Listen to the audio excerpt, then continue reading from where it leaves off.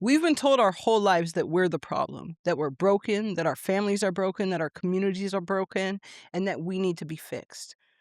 We know more than anyone that that is a lie. And together, we are charting the course with the Sister Warriors Freedom Charter to a different possibility, to one that dispels the myth and the lies that we've all been told about who deserves and who's undeserving.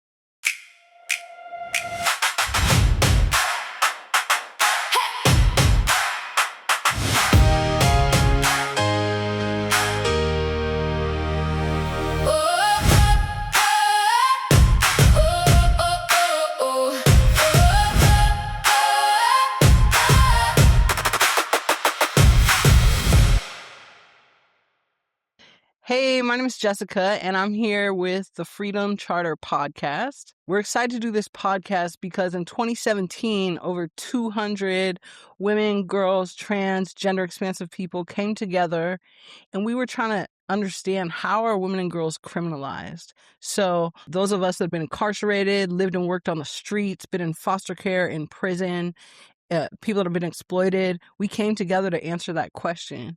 Over the next 5 years, we created the Sister Warriors Freedom Charter.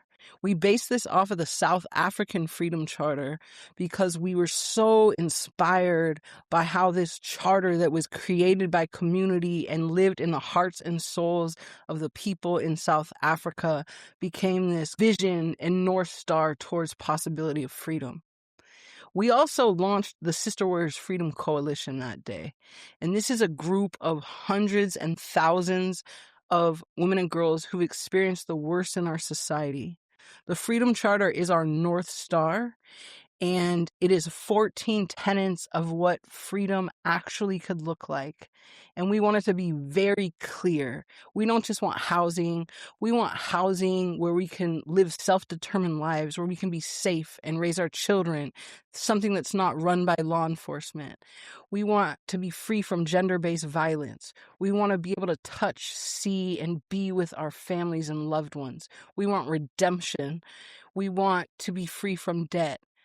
The Sister Warriors Freedom Charter is so powerful because it's a vision not only for ourselves, but it has been authored by women and girls who may never experience freedom outside of prison again, but in these moments of clarity, understood that our collective freedom is intertwined with each other's, and that as you experience the worst, you understand on a visceral level what that could look like for everyone. The Young Women's Freedom Center started in San Francisco in the 90s at a time when it was the height of the AIDS epidemic. It was the war on drugs, and America was building mass incarceration with California leading the way.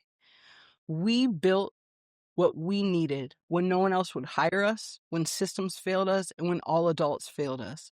And for the past 3 decades, we have built an institution where women, girls, trans, and gender expansive young people who have experienced the worst, who've been pushed to the margins, who've been incarcerated or left for dead, have built a powerful institution where we are incubating the leaders for the future and the leaders that we need to transform not only our own lives, but our country. The Owens Freedom Center changed the trajectory of my life, not because it was a youth program, but because for the first time I was paid double minimum wage, and so I had economic choice. Nobody told me to stop being in the underground street economy. I was able to make self-determined choices for my own life.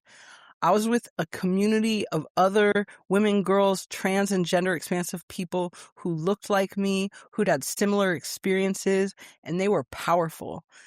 We would go to City Hall. We would sometimes be the only incarcerated person in the room, and I learned that they were making decisions about our lives, about our communities.